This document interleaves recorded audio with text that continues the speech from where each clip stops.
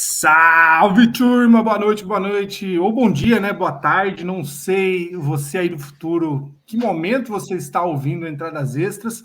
O importante é que você está ouvindo, né? Que é o que a gente espera, para o qual motivo a gente trabalha.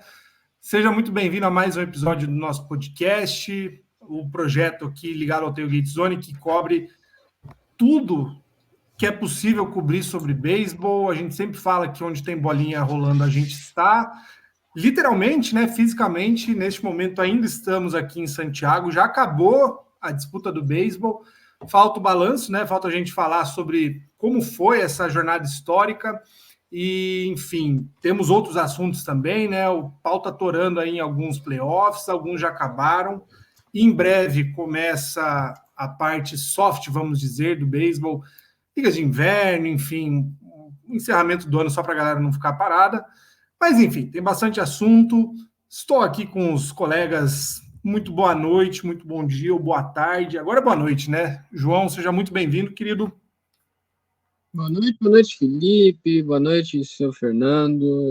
Mais uma vez, uma excelente cobertura do Tailgate Zone. Eu não estive presente, mas tudo que eu podia dar RT, tudo que eu podia colocar nos stories, a minha parte eu busquei fazer, sendo que durante o ano quase não fiz ela, mas muito feliz agora com a medalha da seleção brasileira. A gente conseguiu tirar esse nome da lista de quem não estava com medalha e o Brasil vem se tornando pouco a pouco o país do beisebol. A gente já tem vários prospectos em minor leagues.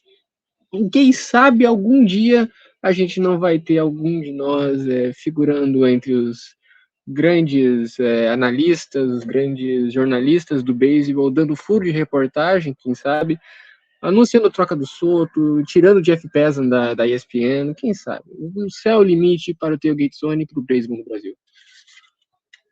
Numa próxima você pode estar, tá bom? E aí você dá o furo que você quiser, tá bom? É nóis. A minha aposta, aliás, é que teremos Fernando Franca com gravata borboleta na beira dos campos aí, com aquela barba maravilhosa que eu já sinto falta. Fernandão, tá acabando, né? Hoje, dia 2, mais 3 dias só de PAN, depois voltamos à vida normal e acordaremos, né, de um sonho que parecia não ter fim. Infelizmente, voltaremos enfim, a rotina, né? Faz parte. A realidade pura.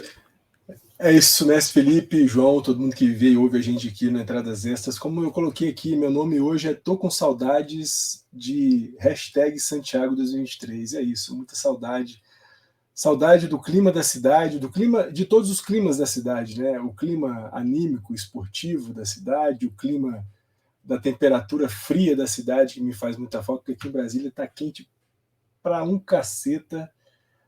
Falta de vocês, meu patrãozinho, Natanzinho, mestre, com quem eu convivi aí nos 10 dias em que estivemos em Santiago. Mas foram 10 dias intensos, maravilhosos e, como a gente sempre gosta de falar, né?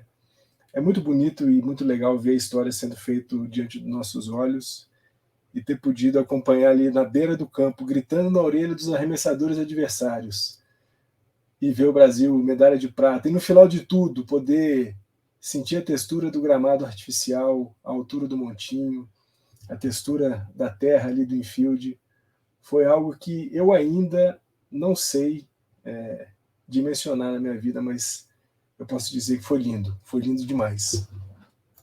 Pois é, a gente às vezes menospreza, né, entre aspas, pequenas experiências, né, que na verdade de pequenas não tem nada, né? A gente cresce aí anos acompanhando beisebol, só olhando os caras de longe, né, lendo estatística, vendo jogar que um faz, ouvindo notícia do outro. É muito legal estar no mesmo espaço, né, o mesmo gramado, conversando diretamente, pegando na mão, tirando foto, a sensação, né, Natan e eu, a gente literalmente pegou na medalha, viu ela de perto, é difícil, né, a gente mensurar, e é legal, né, enfim, a gente fala não com pretensão, mas, enfim, fazer parte dessa história, né, considerando toda a caminhada que nós tivemos aí ao longo do ano, né, e dos últimos meses todos, acompanhamos todos os jogos presencialmente, todos os treinos, o Tailgate Zone esteve presente mesmo, né, sentindo o mesmo cheiro que os jogadores estavam sentindo, o mesmo calor, aquele sol na cuca, a gente se queimou igual, sofrendo os mesmos atrasos de transporte, estando sujeito aos mesmos problemas logísticos, né? Essa experiência ultra sensorial que a gente teve foi muito legal, mas a gente já vai falar disso. Antes, não podemos esquecer, está na sua tela, redes sociais do Tailgate Zone. Agora, mais do que nunca, a gente reforça, né, o convite para você acompanhar nosso Twitter, nosso Facebook, nosso Instagram, dá uma olhada no site, porque nós estamos voltando aí de quase um mês de cobertura presencial em loco de uma edição de Jogos Pan-Americanos, a primeira edição dos Jogos Pan-Americanos que aconteceu no Chile. Muito material exclusivo que você talvez veja em outros lugares, né? Dependendo de quem for o projeto, acaba compartilhando aí, mas material único aí, original, entrevistas, coisa que a gente ainda não publicou, mas logo vai entrar. Então, faça um favor para você mesmo.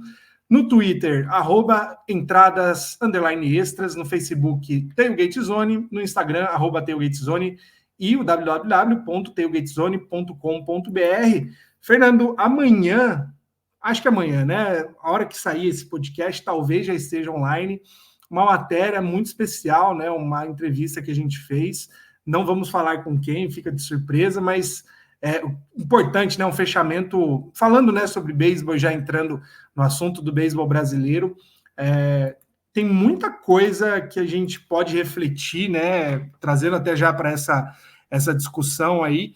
A gente viu várias vezes, né? Bom, a história é que o Brasil, depois de 16 anos, volta a disputar uma edição de Jogos Pan-Americanos, com muita expectativa por conta do grupo, né? Uma seleção que foi montada com a mesma base da seleção que disputou o Campeonato Sul-Americano ano passado, e muito parecida com a seleção que disputaria a etapa classificatória do Clássico de 2020, que acabou não acontecendo por conta da pandemia, né?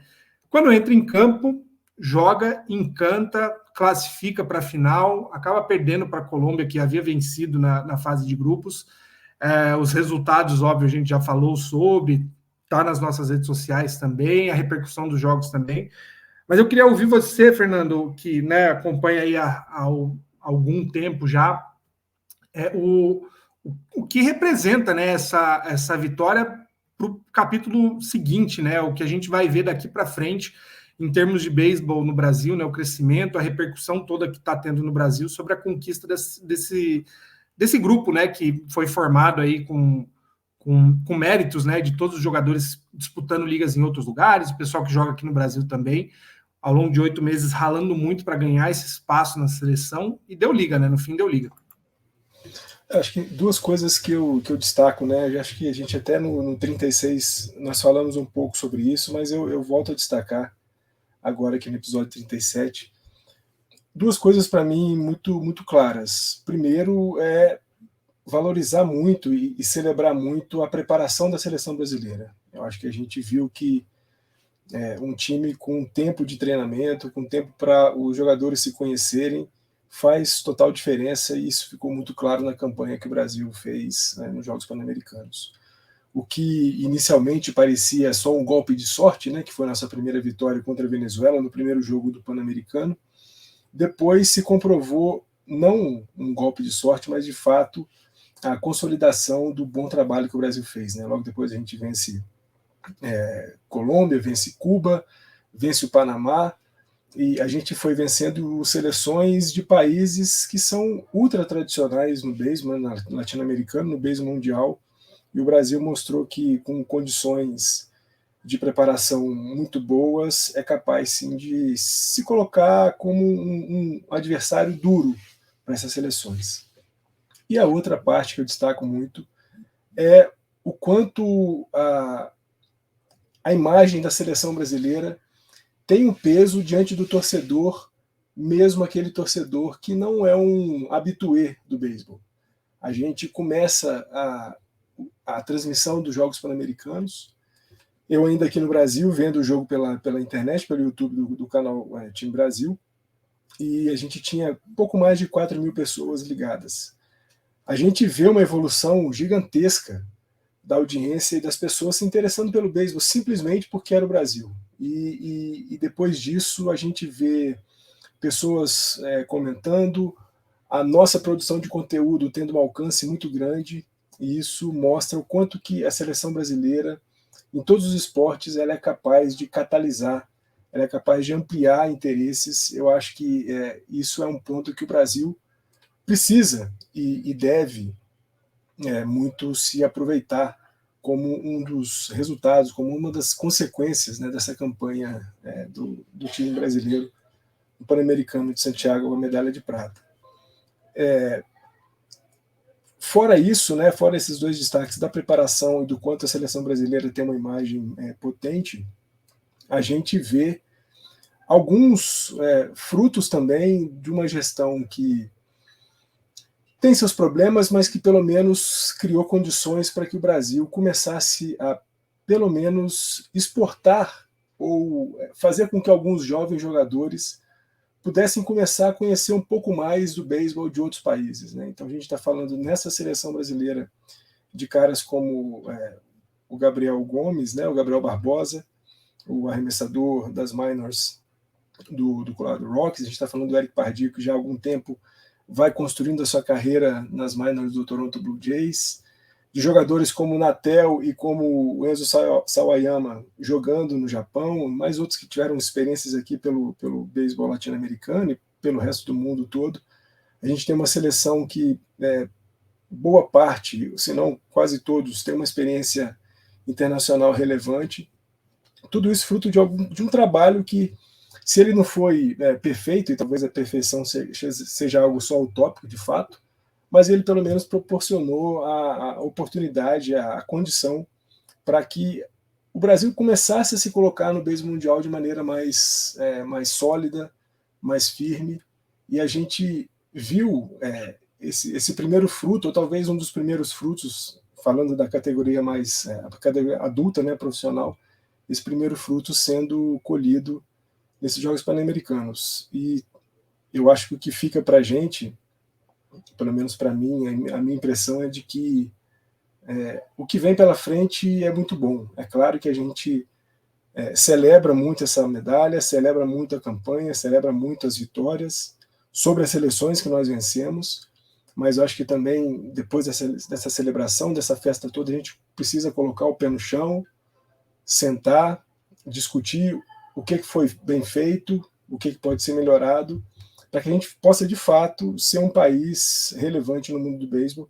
E eu acho que a gente mostrou que com preparação, com repercussão e apoio de torcida, e com essas condições dadas para que os jogadores brasileiros possam se espalhar pelo mundo e ter experiência internacional e conhecer outros jogadores e duelar contra esses outros jogadores de alta qualidade, vão fazer com que a gente possa, muito em breve, estar entre os caras que podem incomodar o mainstream aí do beisebol mundial.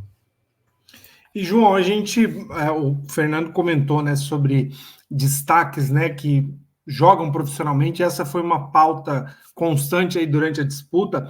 A gente viu, né, tem visto ao longo dos últimos anos que existe um sobe e desce, né? Tem jogadores que uma hora estão bem nas ligas menores, acabam sendo cortados, outros surgem, né? Enfim, sempre há espaço para esse sobe e desce, enfim, ele acontece invariavelmente. Mas olhando aí para o próximo ano, a gente tem uma grande possibilidade de começar a próxima temporada aí com 4, 5 nomes jogando em ligas menores, o que para o pessoal que acompanha a Major League, né, que é a maior parte aí do nosso público, acaba sendo até mais fácil de acompanhar e entender o caminho que o beisebol brasileiro tá correndo, né? A gente tem quase todas as franquias, pelo menos um nome aí, seja em ligas menores, seja nas ligas de calouros. O fato é que vai aos poucos criando volume, né? A gente pode, pelo menos falando sobre profissional, sobre as ligas que a gente acompanha de fato, existe potencial para que o Brasil surja cada vez mais nesse cenário, né? Exato, a gente tem tantos nomes em ligas menores, quanto a gente também na 4A, famosa 4A, que é as ligas do Japão, da Liga do Japão para a MLB também é um passo que não é tão maior, não é um passo maior que a perna, então a gente está cada vez mais olheiros estão vindo até o Brasil para acompanhar, porque o Brasil brasileiro é assim como todos os latinos, mas o brasileiro tem a cintura mais solta. É um país que é incrível como o Brasil é o país de esporte. Todo mundo tem habilidade para esporte, existe muito potencial. Tem muitos olheiros do Toronto Blue Jays, do Cincinnati Reds, tem muitos olheiros do Chicago Cubs, diversas franquias. Tem contatos diretos aqui. E a gente agora, com o público aumentando a visualização do esporte, porque todo mundo conhecia como outro esporte americano, além da NFL, da NBA, todo mundo fala, ainda tem o beisebol, o esporte dos filmes, né? O pessoal agora está começando a conhecer mais, frutos esses que a gente vai ver sendo colhidos daqui 5 anos, e o volume de interessados no esporte vai cada vez mais ficar mais alto. A gente vê, é muito interessante o interesse que muitos que começam agora a assistir esporte tem por catcher. O Brasil, por si só, é um celeiro natural de goleiros, então é muito fácil essa associação, tanto que o grande nome brasileiro no beisebol dos últimos anos é o Ian Gomes, que é catcher. Grandes prospectos brasileiros também são catchers. A gente pode que você comece a criar uma hegemonia de brasileiros na Major League Baseball por causa dessa posição, quem sabe? Mas existe sim um grande futuro já sendo pavimentado. A gente já tirou um mato desse caminho, já foi carpido, agora é colocar paralelepípedo, areia e fazer ele bem pavimentado, porque ainda vai ter muita gente para caminhar por essa estrada e colocar mais gente, colocar mais pessoas em contato com esse esporte, porque o Brasil, o que falta falta muito pouco para o Brasil ainda o beisebol ser grande no Brasil, e logo isso vai acontecer. Falta um detalhe pequeno no detalhe, mas gigante na importância, né, que é investimento, né, com todas as modalidades não mainstream aqui no Brasil, né, que não sejam as principais, acaba sendo o mesmo problema. Eu acho que os Jogos Pan-Americanos estão mostrando com muita clareza isso, né? Todo esporte em que o Brasil tem um pouquinho assim que seja de investimento, cria-se uma potência, né? A gente vira um país emergente em algumas modalidades. Sempre foi assim, sempre não, né? Mas tem sido assim com vôlei, com basquete, com judô, com as ginásticas, né? Artística, rítmica, olímpica, atletismo, com boxe, o skate, né? Mais recentemente, surf, tudo que existe um pouco de interesse e possibilidade de investimento acaba tendo uma certa expansão e crescimento, né? Por mais óbvio que seja, é importante a gente reforçar essas coisas, né? E fica também um outro reforço, você que ouve o Entradas Extras, se acompanha o Tailgate Zone, e é parte de algum clube aqui no Brasil, enfim, está ligado a alguma liga, fique à vontade, sinta-se sempre bem-vindo a procurar a gente para contribuir, né, de alguma forma na divulgação de algum torneio, mesmo você que está buscando gente para treinar junto, a gente sabe que o beisebol ainda é um esporte muito localizado no Brasil, tem muita gente que quer começar a jogar, olha e fala, putz, eu não sei qual é o time mais perto, se é que tem um time perto, a gente sempre sabe de pessoas em vários lugares do Brasil que também estão na mesma situação, né? Então, conte com a gente para a gente poder contribuir com um projeto, né? Leve suas crianças, você que é pai, você que é mãe, insira elas no esporte, não só o beisebol, mas, enfim, crie essa cultura aí para poder, enfim, um dia ter mais e mais beisebol aqui. A gente dá... 200 milhões de habitantes, não é possível que não tenha um próximo... Fala alguém aí. A voz da sabedoria aqui do nosso ponto eletrônico, falando sobre... E é verdade, né? A gente vê em todas as modalidades... É uma questão estatística, né? A gente tem muita gente no Brasil para não ter a possibilidade de surgir um cara que possa ter um potencial de Hall da Fama. Será mesmo que um país que é, sei lá quantas vezes maior do que é uma República Dominicana, do que é uma Venezuela, Panamá, não ter um jogador de destaque, né? Não conseguir surgir com uma história interessante, né? A gente tem acompanhado alguns atletas, mas a ideia é que tenha mais, cada vez mais, né? Ô mestre, deixa eu só botar um negócio rapidinho. Você falou de investimento, né? De esportes que tem resultado vindo. E esses Jogos Pan-Americanos comprovam isso, né? O Brasil vem para se consolidar como a segunda potência do continente americano, né?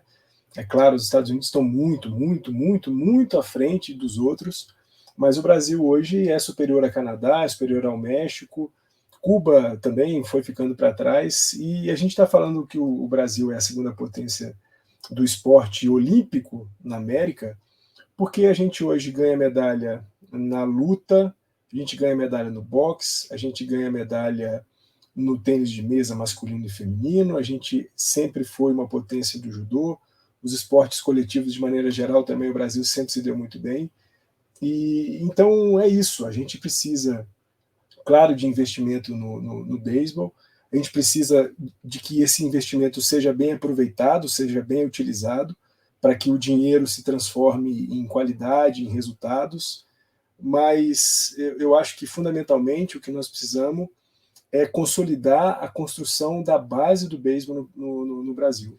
É claro que a gente tem muita ansiedade de ver um jogador de nível de Hall da Fama, mas ele só vai ser um jogador de nível de Hall da Fama se a base de formação desse jogador for sólida o suficiente para dar condição para ele ser esse futuro membro, primeiro brasileiro membro do Hall da Fama. E aí eu acho que é muito importante que a gente, claro, consolide o beisebol nos estados brasileiros em que o beisebol já é uma potência, podemos dizer assim, nós estamos falando do Paraná, nós estamos falando de São Paulo, de um pedacinho ali do Mato Grosso, mas precisamos expandir essa zona de influência do beisebol para outras regiões. E aí, pouco tempo atrás, um projeto da MLB de começar a espalhar um pouco do beisebol por cidades que nem tanto têm uma tradição, ou pelo menos não conhecem mais profundamente o beisebol. Aí teve uma espécie de clínica em Recife, Belo Horizonte, outras cidades.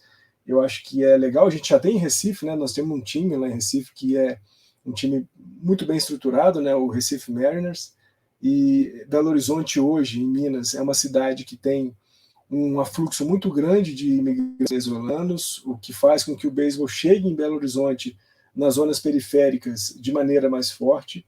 Então, eu acho que assim, a CBBS e o Comitê Olímpico Brasileiro podem olhar para essas regiões e para essas condições e fazer com que com que essa potência possa se manifestar de maneira sólida. E eu acho que é importante a gente começar a pensar, claro, no beisebol grande, mas esse beisebol grande ele nasce de uma base muito bem formada e é isso que a gente tem que se preocupar, pelo menos agora.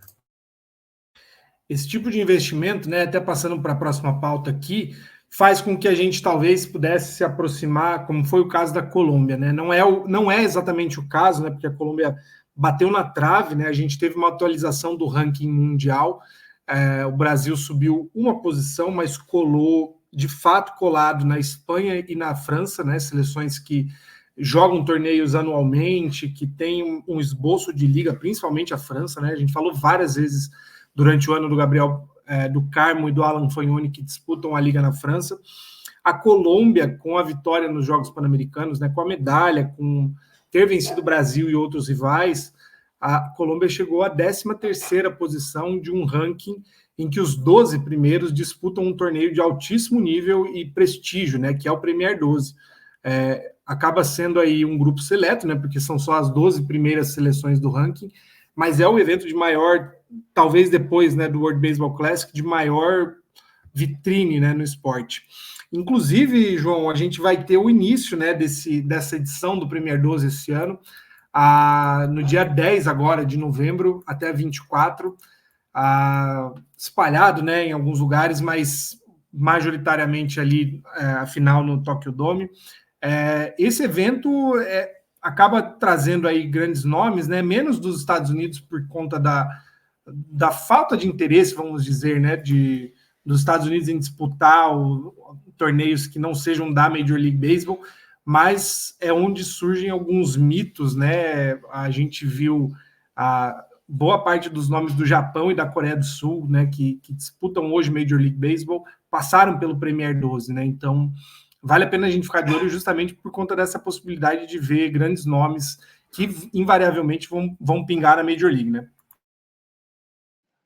E é mais uma oportunidade da gente não só conhecer novos talentos, mas ver eles em high leverage situation, ver eles atuando num palco com luzes brilhantes. É um torneio que como é que eu posso dizer? Agora, nesse momento que passa a bola para mim, eu sempre travo, impressionante. Mas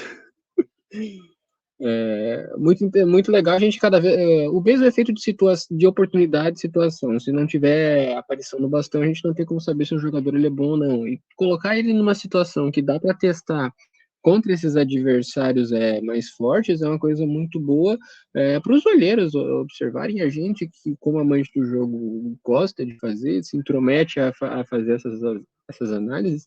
Então é uma situação muito legal. E por não ser tudo que não tem Major League Baseball, jogadores de Major League Baseball no meio, acaba sendo mais divertido. O beisebol da NPB é diferente, é mais divertido, por quê? Porque daí o pessoal joga com uma vontade diferente de ganhar. Eles jogam não tanto pensando em contagem, não tanto pensando em situação, não tanto pensando em números, eles jogam para explodir a bolinha para longe. É um torneio que é muito legal para isso também. Acaba sendo mais divertido também. Ô Messi, só para comentar um pouquinho mais sobre o ranking, né, e aí o impacto do Premier 12, é interessante que a gente hoje, entre essas 12 melhores seleções do mundo, a gente tem 2 apenas que não fazem parte do sistema América e Ásia, né? Austrália na 11ª posição e os Países Baixos na 7ª se colocam aí como intrusos nesse top 12 do beisebol mundial, mas essas 2 seleções reforçam algo que a gente falou muito à época do WBC, né? O quão importante é a internacionalização, a globalização do beisebol e o quanto que um esporte internacional ele é capaz de criar novas potências. A gente está vendo a Austrália e Países Baixos que estiveram no WBC e agora se colocam em condições, mais uma vez, de disputar um torneio de alta qualidade, que é o Premier 12. Então, e ainda mais interessante, né? México acaba de tirar os Estados Unidos da 2ª posição do ranking. Repito aqui o que o presidente da Federação Mexicana de Beisebol disse quando o time foi campeão dos Jogos Centro-Americanos e do Caribe, poucos meses atrás. Ele disse, a partir de agora, quando se falar de beisebol na América, vão ter de falar do México. E o México prova isso, agora assumindo a 2ª colocação do ranking, liderado, claro, por eles, aqueles homens maravilhosos do Japão. A gente fala, óbvio, dos torneios adultos, né? Mas o ranking talvez não contabilize todas as categorias, né? Mas embora a gente veja só a superfície, né? Que é a seleção adulta, a gente está falando de um desenvolvimento que vem de base, né? Praticamente a partir dos 6 ou 7 anos já começa a ter torneios internacionais, né? Óbvio, os Estados Unidos é o país que canaliza tudo por conta do investimento altíssimo que tem desde muito cedo, mas a gente falou durante a cobertura dos Jogos Pan-Americanos, o Brasil, historicamente, constantemente, bate de frente com grandes seleções nas categorias de base, né? Quando o beisebol está mais rotineiro e mais comum para crianças aqui no Brasil, beisebol e softball. E é assim com mexicanos, é assim com venezuelanos, com todos os países da América Latina, né? Assim como é no futebol. É um trabalho literalmente de base, né? Para que a gente, enfim, continue construindo. Avançando aqui na nossa pauta, Fernando, voltando com você, a gente está aí num cenário, os playoffs da Coreia, né, da Coreia do Sul, da KBO. A gente já falou aqui algumas vezes da bizarrice que é a montagem, né, mas fato é que estamos ainda na série entre Cateuís e NC Dinos, o Dinos do Eric Fedde, que foi um dos destaques, né, a gente falou mais de uma vez aqui esse ano sobre ele. Playoffs que estão levando gente para o estádio, né? Comparado com o Major League Baseball, não é um grande público, vamos dizer, mas a gente está falando aí de jogos com 15, 18, 20 mil pessoas, que acaba sendo bastante, né? Óbvio, para, enfim, se tratando de uma liga profissional, né? Ter uma média de público aí de seus 16, 17 mil, acaba sendo relevante. Como é que a gente lê esses resultados que a gente tem visto aí da KBO? Messi, acho que primeiro assim, né, a Coreia do Sul precisa se reencontrar no beisebol, né? A gente viu uma seleção que teve uma campanha bem abaixo das suas potencialidades no WBC. A gente viu depois, semanas depois do fim do WBC, alguns jogadores envolvidos em problemas extracampo durante a disputa, né? Jogadores que saíram para a farra em noite anterior ao dia de jogo, e isso acabou culminando numa campanha bastante decepcionante da Coreia do Sul.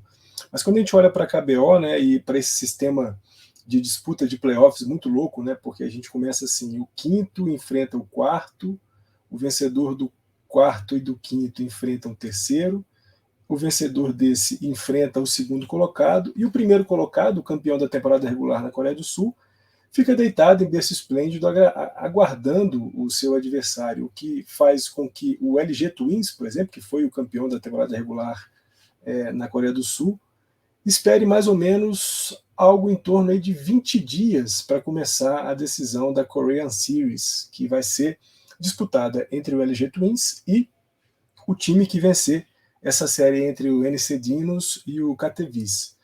NC Dinos, né, mestre, que vai batendo o KT-Viz por 2-1, eles abriram 2-0 na série, e no jogo que foi disputado nesse dia 2 de novembro, quando nós estamos gravando aqui, o KT-Viz, fazendo o seu jogo em casa, venceu o NC Dinos por 3-0, o primeiro jogo foi Dinos 9-5, segundo jogo 3-2 para o Dinos, e o terceiro jogo agora 3-0 para o KT-Viz. O que me faz olhar para o time do NC Dinos com um certo temor, já que eu sou torcedor do LG Twins. O Dinos é o time que vem batendo série após série os times que estão acima dele na classificação, exceto pelo Doosan Bears, que foi a primeira série, né, a série de wildcard. O Dinos classificou em quarto e os Bears classificaram em quinto, o Dinos bateu o quinto colocado. Mas depois pegou o SSG Landers e bateu o SSG Landers, e agora vai jogando contra o KT-Viz, que foi o segundo colocado na temporada regular, e vencendo a série. Né? Tudo bem que a série agora voltou para casa do KT-Viz, mas se tudo terminar empatado nesses 4 primeiros jogos, a decisão fica na casa do NC Dinos. E os caras têm o MVP, tríplice coroa da temporada da KBO, que é o Eric Fed, né? A gente já falou dele aqui, a gente deu destaque para ele no comecinho da temporada da KBO, né, do quanto que ele estava arremessando bem. Ele começou muito bem, continuou muito bem e terminou muito bem a sua jornada lá pela KBO. Não à toa, no primeiro jogo dessa série, ele foi o arremessador que saiu com a vitória no triunfo de 9-5 do Dinos pelo KT-Viz. O que, dito tudo isso, me faz crer que a gente deva ter uma final, uma Korean Series aí entre o LG Twins e o NC Dinos, o que vai começar a acontecer no dia 7 de novembro, que está programado o primeiro jogo da Korean Series. Por enquanto, série entre Dinos e KT-Viz.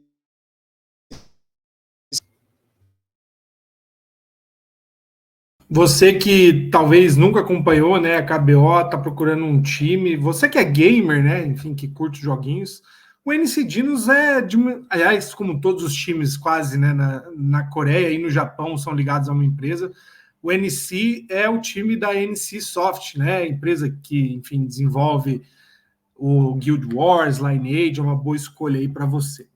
João, a gente continuando, né, na Ásia, mas mudando de país, outro playoff que é uma história muito legal, né, por conta do ineditismo, enfim, das possibilidades, né, a gente está falando aí de Oryx Buffaloes enfrentando Hanshin Tigers, por si só, 2 times, um que representa o grande momento, né, vivido na NPB, com títulos múltiplos aí ao longo dos últimos anos, mas também a volta do Hanshin Tigers, que por muito tempo, né, luta para voltar a ser campeão da liga.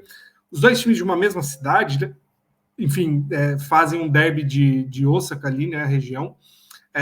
Começou parecendo que Oryx teria chance de papar mais um título, mas Hanshin Tigers já colou, né, tá fazendo um jogo duro aí também. Tá interessante, né, acompanhar essa liga, até por conta do que talvez seja a grande notícia, né?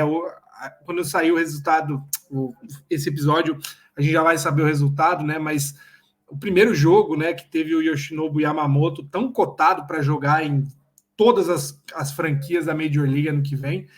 Entregou aí um recorde, né, de corridas, 7 corridas no primeiro jogo de playoffs. Foi o grande responsável, inclusive, por uma derrota do Oryx Buffaloes. Joga, né, nessa madrugada entre dia 2 e 3, no que vai ser o jogo 6 da NPB, né? Possibilidade, inclusive, de acabar os playoffs. Também, né, outra liga muito interessante de se acompanhar dentro do possível, né, para quem tem cabeça para acordar de madrugada e ver os jogos, mas por conta do alto nível, né?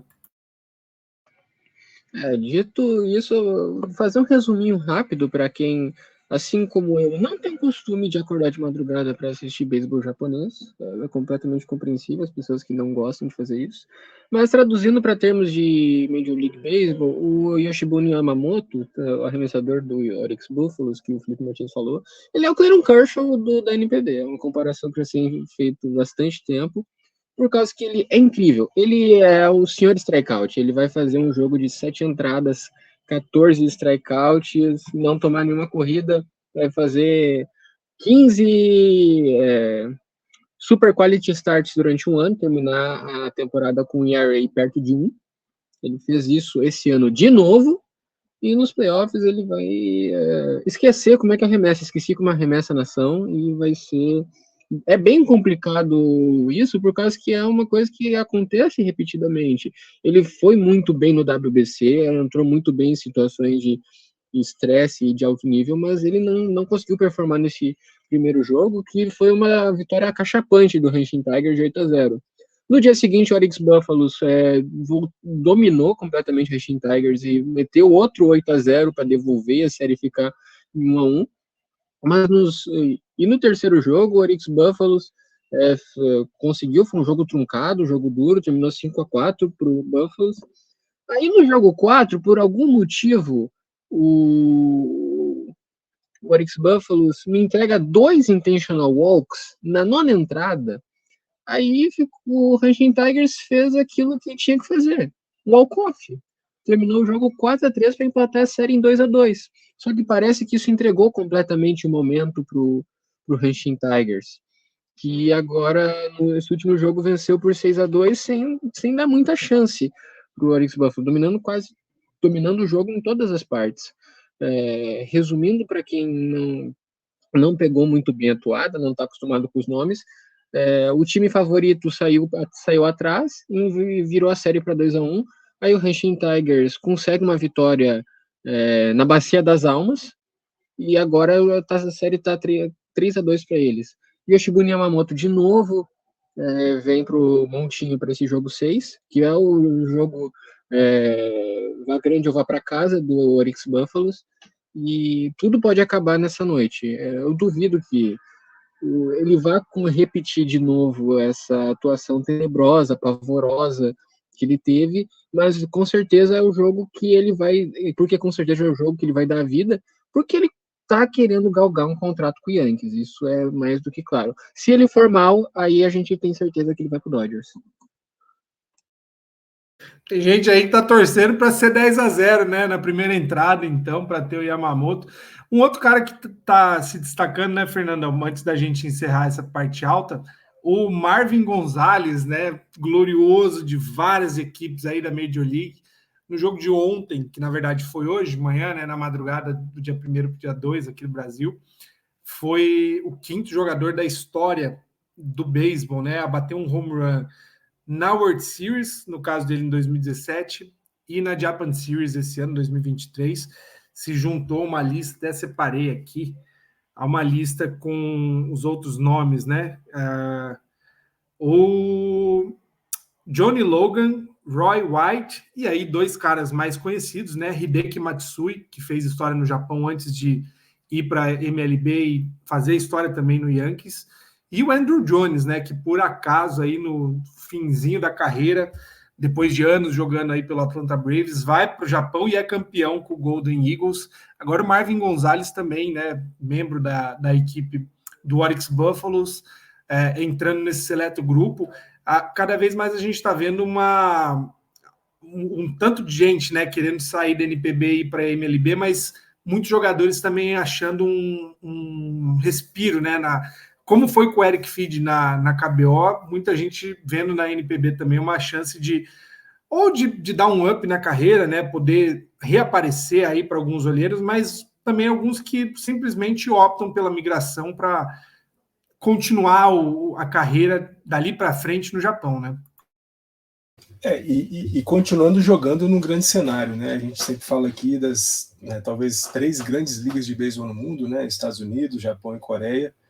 E aí um cara ter sucesso no Japão e ter sucesso nos Estados Unidos é algo interessante.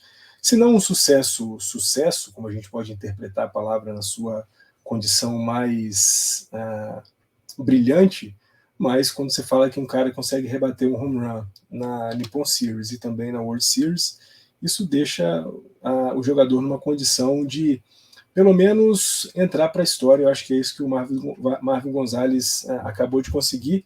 Tomara sem o uso de lixeiras lá pelo Oryx Buffaloes. Espero que não. Me parece que não está tendo muita lixeira lá para os lados do Oryx Buffaloes, porque, como o Joey falou, né, as coisas não andam muito bem. No jogo 5, né, o jogo que a gente está falando de que o 6-2, o time do Buffaloes vencia o jogo até a 8ª entrada, e aí o bullpen simplesmente acabou com o jogo que o Tajima tinha feito. Né? O Tajima tinha jogado por 7 entradas, só tinha sofrido 4 rebatidas, 1 walk e 4 strikeouts, mas depois Yamazaki, o Dagawa e o Abe entraram e consolidaram a derrota do Oryx Buffaloes na 8ª entrada, com 6 corridas do Hanshin Tigers. Hanshin Tigers que está surpreendendo a mim demais, Messi, porque a gente falou um pouco antes de começar a Nippon Series de que o Hanshin tinha um bom montinho, um ótimo montinho, mas que tinha uma certa deficiência no seu poder ofensivo. E, ao contrário, o Oryx Buffaloes era um time mais equilibrado, ótimo montinho e ótima produção ofensiva.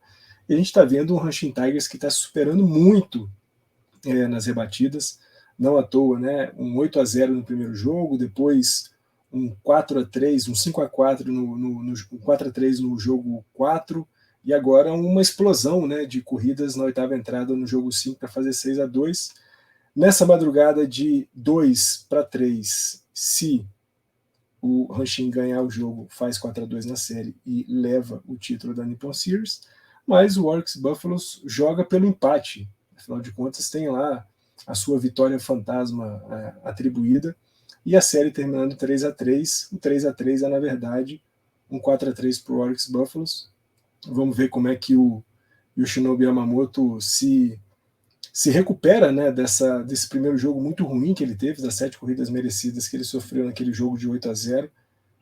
Esperamos que pelo menos ele faça um jogo de recuperação, mas eu quero que o Hanshin saia dessa fila muito triste que ele vem enfrentando já há algum tempo e leve esse título, porque é muito legal ver um time se superar. Eu acho que o Hanshin Tigers está fazendo isso muito bem nessa Nippon Series.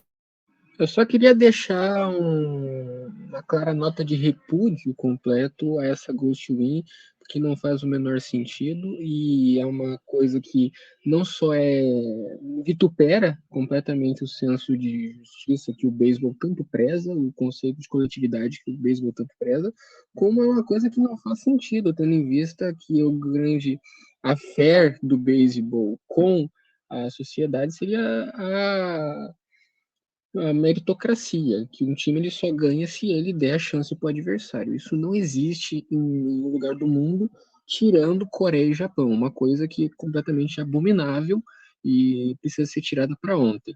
Eu só queria mandar um abraço para quem me ajudou nessa pesquisa, o arroba beisebol japonês no Instagram, uma página que vem postando resumo dos jogos, vem postando os horários, e eu venho retweetando e colocando nos stories. É um conteúdo de qualidade muito bom, tanto que eles conseguiram me ajudar a falar alguma coisa que preste sobre o NPB a primeira vez no ano, também é a última oportunidade que eu tive de fazer isso.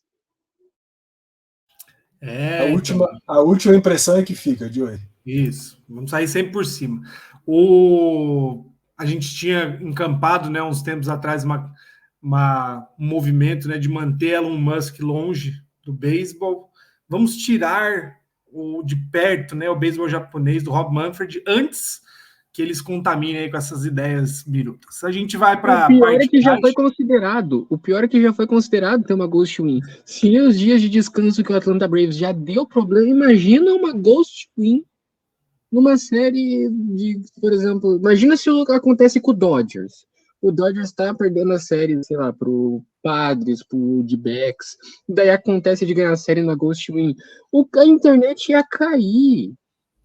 Ia ser E amanheceu o escritório da MLB e amanhecer pichado lá. Mas é isso, a gente vai para a parte baixa aqui, porque tem mais liga que acabou, né? Uma história legal aí para ser contada. Texas Rangers, não saia daí.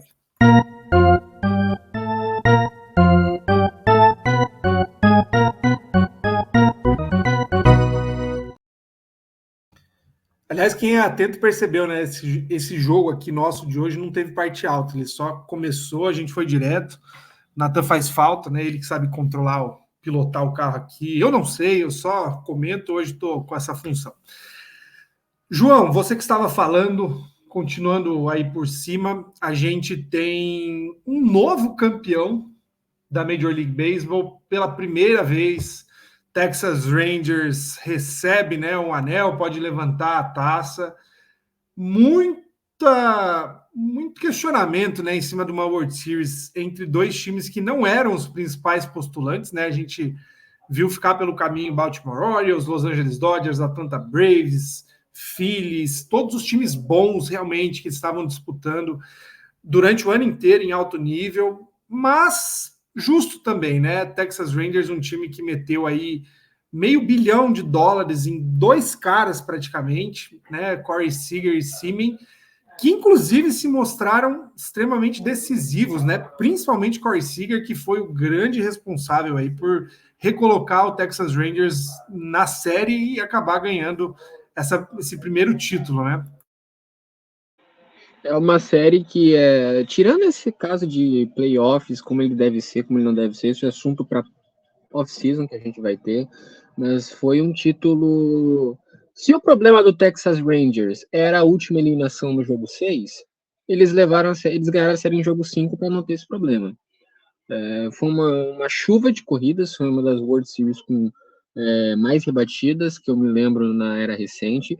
Isso a gente contando que o último jogo teve um no-hitter do Zach Gallen, que o Arizona Diamondbacks conseguiu estragar, não anotou nenhuma corrida contra o Eovaldi. O Eovaldi estava sofrendo contra esse lineup do D-backs, mas eles não conseguiram capitalizar.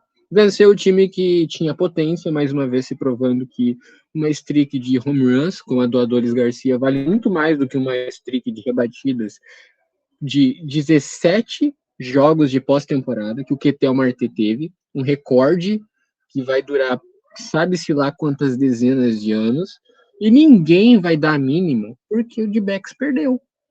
Então, saindo da parte de estatísticas, o Rangers ganhou essa série muito por conta dos arremessadores starters. O Rini fez um grande jogo. O Eovaldi foi um dos únicos, na verdade, arremessadores a ter 5 vitórias em pós-temporada. O Rangers soube capitalizar em cima do bullpen fragilizado do D-backs. O Paul Sewald entregou 2 jogos. Nos 2 jogos o D-backs jogou melhor, mas não levou porque entregou no final. E isso que a gente tem que dizer que o Rangers, por uma boa parte da série, jogou sem o Adolis Garcia. O Adolis Garcia se lesiona no terceiro jogo e é cortado do roster para o final da série. Quem entrou foi o Jacowans, que não vou saber dizer o nome, mas ele teve 900 de OPS. Teve 2 jogadores do Rangers que tiveram mais de 1.000 de OPS. O Marcus Semien foi importantíssimo nesse último jogo para fechar o caixão do D-backs. E foi uma série que soube ganhar quem tinha experiência. Bruce Bochy, mais uma vez, mostrando que manager faz muita diferença. Conseguiu pegar esse time do Texas Rangers, que 2 anos atrás teve 103 derrotas, e com isso draftou o Kumar Rocker. A gente tem que lembrar disso também. A gente teve 2 jogadores que eram rookies nesse time que subiram muito bem, então não foi só os $500 milhões injetados, eles souberam trabalhar bem os jogadores. O Josh Jung fez uma falta imensa para esse time quando ele se lesionou. O Mitch Graver conseguiu 9 rebatidas duplas só nessa pós-temporada, um número estratosférico também, dado que o Fred Freeman estava no passo para quebrar um recorde de 60 duplas na temporada regular inteira. O Mitch Graver teve 9 só nessa pós-temporada, que foram 20 e poucos jogos. Então, foi um time que tudo se encaixou como se tinha que encaixar, entrou quente nessa pós-temporada, naquela sequência que pegou o Mariners, e atropelou. Fez 11-0 fora de casa, outro fato que jamais vai se repetir de novo na história do beisebol. 11 vitórias e 0 derrotas fora de casa é uma coisa inigualável. Foi assim que eles ganharam do Baltimore Orioles, colocaram no bolso Tampa Bay, colocaram no bolso do Baltimore Orioles, sofreram contra o Houston Astros, mas fizeram um salão de festa lá no Minute Maid, e foi uma de tirar o chapéu que o Texas Rangers conseguiu fazer. Mereceram muito essa vitória na World Series. Foram o meu palpite, eu tinha palpitado que quem saísse de Tampa Bay e Texas ia chegar à World Series. Errei o lado do Phillies, mas eu disse que a série da National League ia ser Phillies e D-backs. Errei, mas acontece. 50% do palpite estava certo. Mas era um time que jogou como campeão desde o início, um time que teve muita potência. O Rangers teve mais jogos com 10 corridas do que com 0 corridas durante a temporada. E isso que eles estavam sem ainda o Jacob deGrom, e o Scherzer não estava inteiro. Então, um time que tinha recursos e poderia ter jogado ainda mais do que jogou. Parabéns, Texas Rangers, mas eu tô muito curioso porque o time ainda vai fazer pro ano que vem, porque ainda precisa de braço pro bullpen, não pode depender do Leclerc e do Chapman pro ano que vem. Eles são bons relievers, mas não são high leverage relievers.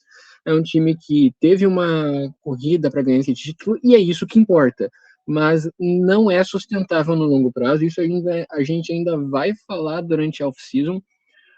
E tudo isso que eu falei também, por um lado, serve para o D-backs, um time que ainda está em remontagem, um time que superou em muito as expectativas, mas vendo como o time está desenhado nesse momento, tem muitos jogadores que foram aluguéis. Tommy Pham foi um aluguel, Alec Thomas durante a temporada regular não desempenhou tão bem.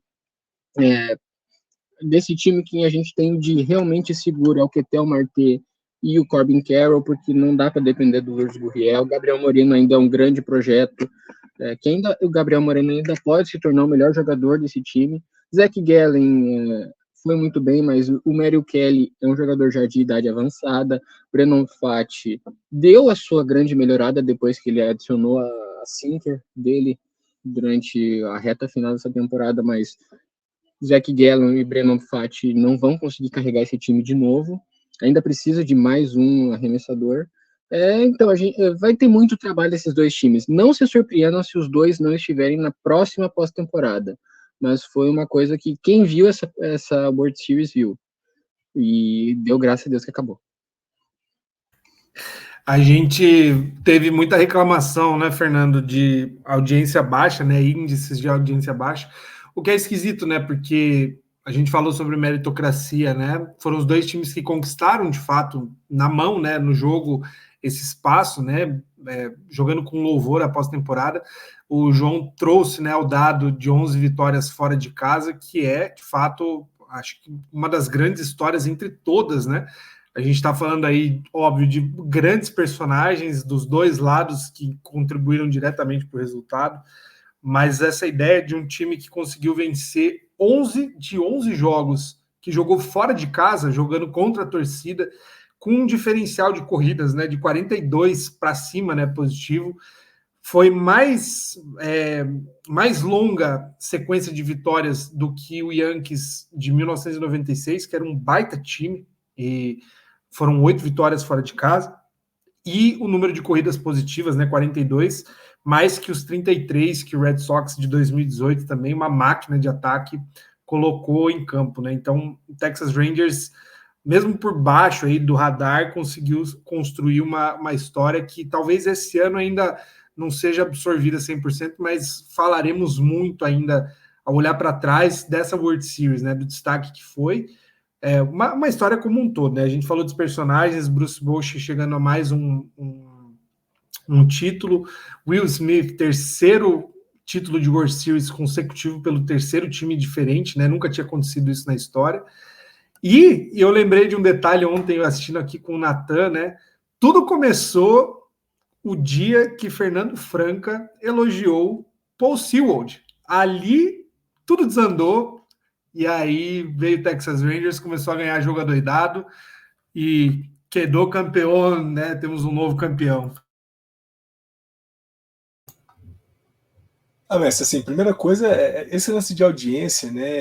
Assim, é claro, a gente sabe dos problemas que o beisebol, que a MLB vem enfrentando, né, em relação à audiência. Nessa temporada nem tanto, né? A gente falou um pouco em episódios anteriores do interesse maior nas transmissões nacional, nas transmissões regionais, na melhora de ida de pessoas aos estádios.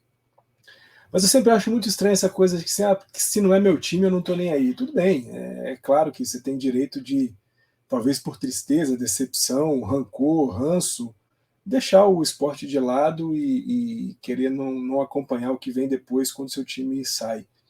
Mas eu, sinceramente, eu não perderia nunca a chance de ver uma World Series entre Rangers e D-backs. Eu escrevi um resuminho hoje, né, sobre essa série de World Series D-backs e Rangers, e se a gente não podia, nunca não sei, mas talvez se a gente não pudesse sonhar tanto com D-backs fazendo uma World Series, o Texas Rangers não é uma surpresa assim tão surpreendente, né? É claro que a gente tinha um Houston Astros mais cascudo para poder vir pela Liga Americana, um Baltimore Orioles que se fez um time muito grande durante a temporada regular também na Liga Americana, mas um time que investe, como você falou, né, $500 milhão em 2 jogadores, que traz um manager da qualidade do Bruce Bochy, que durante a janela de trocas de 2023 traz o Jordan Montgomery, traz o Mark Scherzer.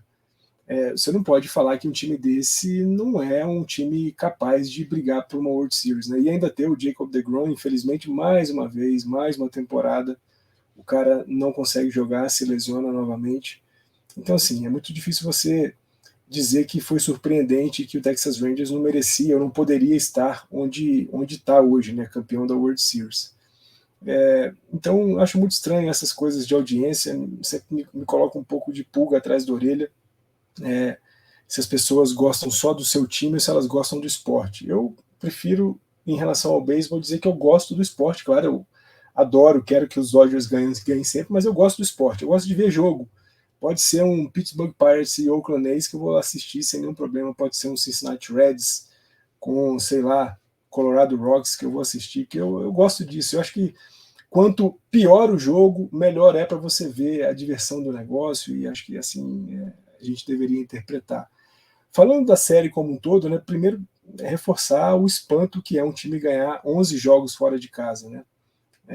De fato é espantoso. Eu escrevi isso, né, diversas vezes hoje durante o resumo que eu estava fazendo, porque a gente tem um 1-1 para começar essa série, né? Uma virada espetacular do Texas Rangers no primeiro jogo, em que ele perdia até a nona, um home run de 2 corridas do Seager empata o jogo, e depois um home run de walk-off do Adolis Garcia na 11ª entrada vence o jogo. Logo depois, o Arizona D-backs descasca os Rangers, né, mete um 9-1 e coloca as coisas num patamar. E leva a série para Arizona, né? E aí quando você pensa assim, você consegue tirar um empate nos 2 jogos primeiros da série e leva para casa a possibilidade de fazer 3 jogos, você tem um bom momento na série para você, não contra o Texas Rangers, né? E foi isso que aconteceu o tempo inteiro. Sempre que os Rangers jogavam fora de casa, o que parecia ser uma vantagem para o time da casa, de fato não era, né? E não foi durante toda essa temporada regular. O 2-0 em cima dos Rays, depois a vitória acachapante em cima dos Orioles, o 4-3 contra o Houston Astros, né? Uma série mais sofrida tanto para Rangers quanto os Astros, quanto para D-backs contra o Philadelphia Phillies, os 2 times levando séries aí até os últimos jogos, até o 7º jogo. Mas destaques máximos para mim, sem dúvida alguma, Seager e Adolis Garcia.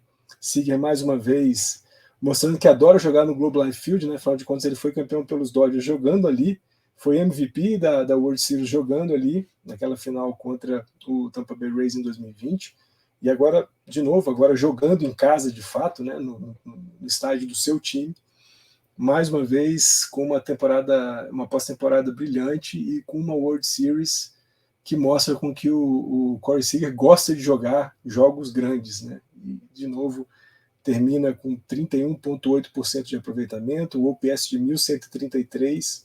O Adolis Garcia, que jogou até apenas o terceiro jogo da série, também com aproveitamento acima de 30%, com OPS acima de 1.200. Espantoso o que esses dois caras foram capazes de fazer. Mas, como o Joey disse, né, fundamentalmente, Ivan Carter e o Young aparecendo muito bem, dois moleques que chegaram muito bem. O Ivan Carter, espantoso, né? Porque é um cara que teve 30 jogos na carreira, 50 jogos na carreira, e já foi o que a gente viu ele fazendo. E o Semien, né? Esquentando na hora mais certa. Veio meio frio nos primeiros jogos, mas no jogo 4 e jogo 5 explode e faz com que o que estava complicado ficasse mais simples, né? 5 RBIs no jogo 4, depois um home run para decretar a vitória do Texas Rangers no jogo 5, e um detalhe importante, né? O quanto que o Montinho faz diferença, né? O Nathan Eovaldi, ultra experiente, né? Veteraníssimo aí da MLB, de novo em situações difíceis, de novo respondendo muito bem, como o Joey disse, né? Arizona D-backs foi 0 de 9 com o jogador em posição de anotar a corrida. O Eovaldi, mesmo sofrendo, conseguiu se sair bem. No jogo anterior, né, quando o Scherzer sai lesionado, o John Gray entra e faz um jogo espetacular. O Heaney faz um jogo muito bom durante a série, né, uns 5 entradas surpreendentes do Andrew Heaney, né, naquele jogo de bullpen, quando o Multiply arremessa pelos D-backs e o Heaney arremessa pelos Rangers. E no último jogo, o Eovaldi, mesmo sofrendo, consegue colocar o time em condição de seguir vencendo, né? A vitória nasceu muito tardiamente nesse jogo 5, né? Foi só lá na 7ª entrada que a gente foi ver a primeira corrida do jogo ser anotada. E se tem uma surpresa para mim, e eu falo disso porque foi um jogador medíocre no Los Angeles Dodgers, Josh Sborz. Que jogador Sborz se mostrou durante essa pós-temporada pelo Texas Rangers. No jogo de ontem, com 2 entradas e 1/3, é isso? Com 2 entradas e 1/3 maravilhosas, apenas uma rebatida, 4 strikeouts, com um strikeout congelando o Ketel Marte para definir a vitória do Texas Rangers. Parabéns para os Rangers, comemore muito o Tacinho, porque você merece. Eu só tenho 2 pontos a mais para encerrar. O primeiro sobre a audiência da World Series. A gente vê aqueles gráficos sensacionalistas de audiência caindo em World Series e tal, mas eu só tenho um ponto para falar. As World Series do passado não tiveram que competir com o TikTok. Isso é um ponto. Então, para a gente ver a queda, então a audiência da MLB tinha até que cair mais. Isso prova que o beisebol ainda está se segurando. Segundo, a errata, eu falei Mitch Graver, é o Evan Carter. Confunde, acontece, errei os nomes, desculpa aí, pessoal. E já posso passar para as ligas de inverno? Agora vai começar o beisebol de verdade, tá? Se você sofria com blackout da MLB, o Rob Manfred não deixava você ver o jogo do seu time, agora seus problemas acabaram. Liga venezuelana rolando, passa no YouTube ainda, antigamente passava, tá passando ainda. Então, vou te passar o que tá acontecendo na Venezuela. Venezuela só tem coisa ruim? Não, tem beisebol bom na Venezuela. Cardinales de Lara tá doutrinando a liga, até agora 9 jogos, tá 7-2. É um ataque muito explosivo, tem jogador rebatendo 500. Leones de Caracas e o Águilas de Zulia estão 6-3. Navegantes de Magallanes, o famoso Navegantes de Magallanes, multicampeão, 4-5, ainda tá no começo da temporada. A gente ainda vai ter o Caribes de Anzoátegui, minha letra é difícil, E o Tiburones de Laguaira com 3-5. O Tiburones de Laguaira que vai ter a super carta roubada para ajudar a ganhar esse campeonato. Vai ter Ronald Acunha Júnior entrando lá pelas tantas para ajudar o time. E o Reginato. É o time do Reginato também. Bem lembrado também. Então, Tiburones, fiquem de olho. Tá 3-5. E a gente ainda tem o Tigres e o Bravos de Marguerita, que estão 3-6. Por que é legal? Eu vou passar primeiro para a Dominicana para a gente continuar. Liga Dominicana, também conhecida como a liga do pessoal que vai se aposentar e os prospectos de Double A. A gente tem os Gigantes de Cibao 7-4. A liga até agora está na 11ª rodada. Tem o Gigantes de Cibao 5-4.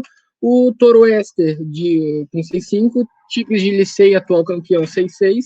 Estrelas Orientais também 6-6. Águilas Cibaenhas 5-7.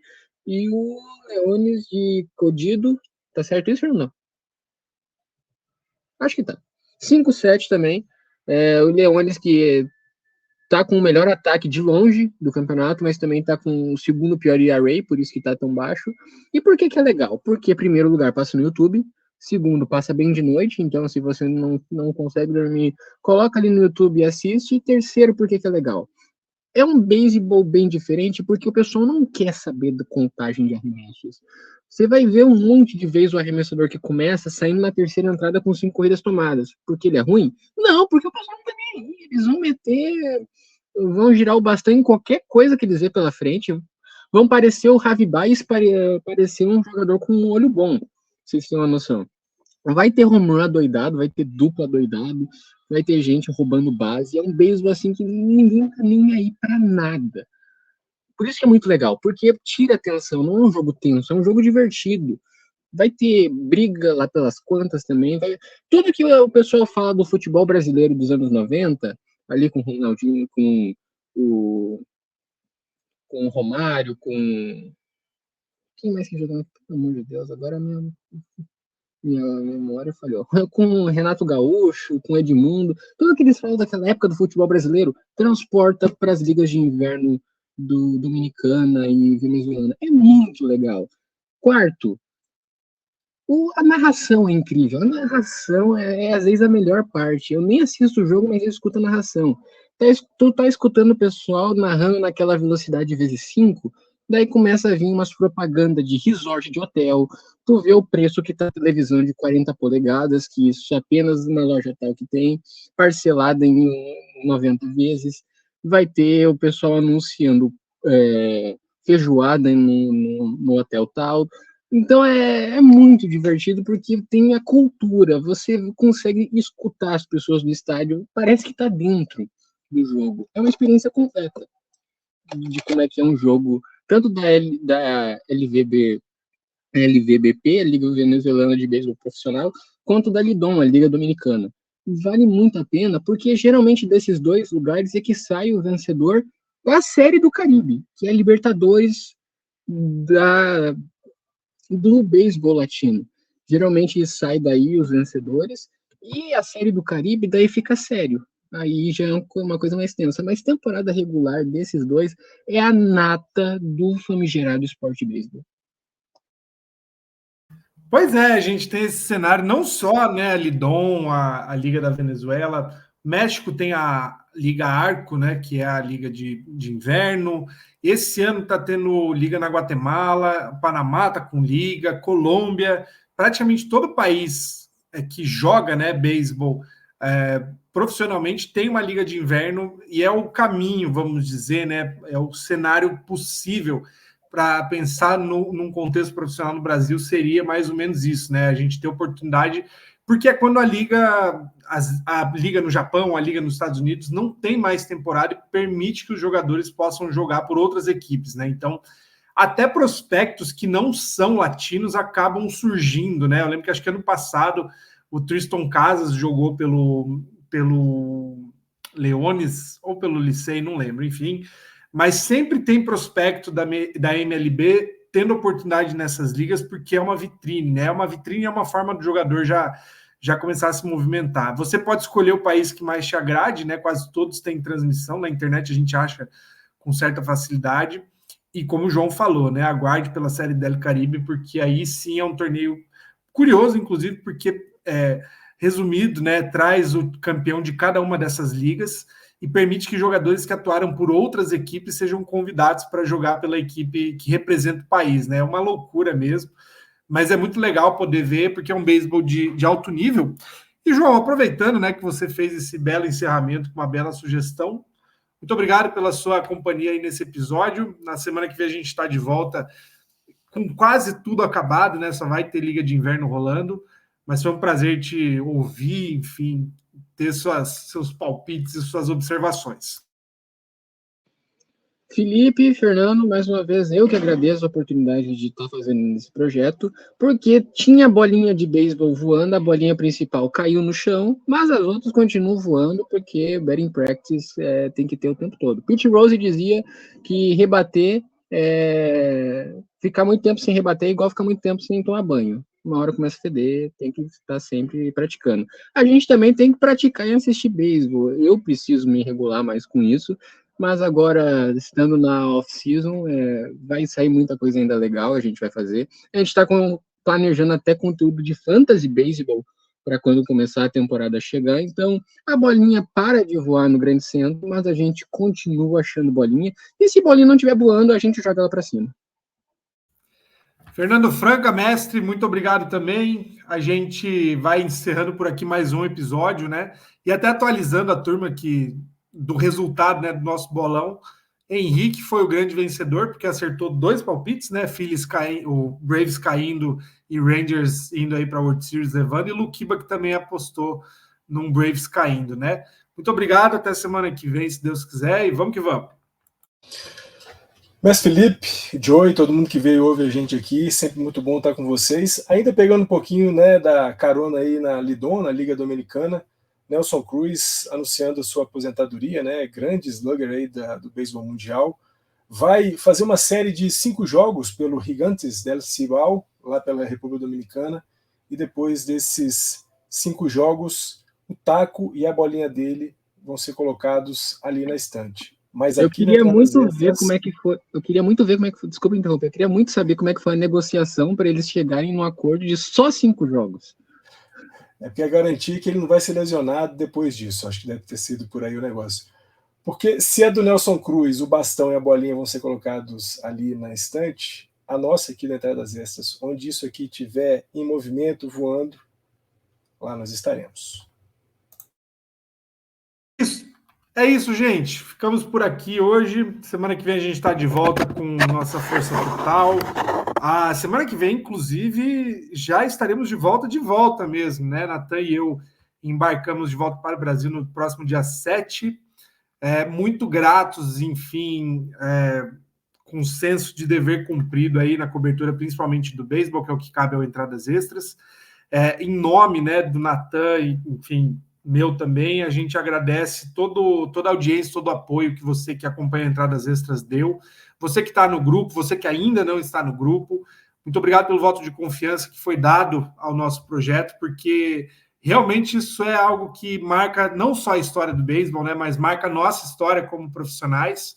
Tanto Natan quanto eu, né, trabalhamos de fato com jornalismo e foi um prazer de verdade, um privilégio poder ser vozes, né, que contaram essa história para você que está aí desse outro lado. Então, mais uma vez, fico meu obrigado, nosso obrigado a você que acompanhou essa jornada toda. A gente ainda vai fazer um agradecimento em nome do Tailgate Zone Oficial, mas está aqui a nossa mensagem direta a você que ouve Entradas Extras. Até semana que vem e tchau! Cadê o concluir?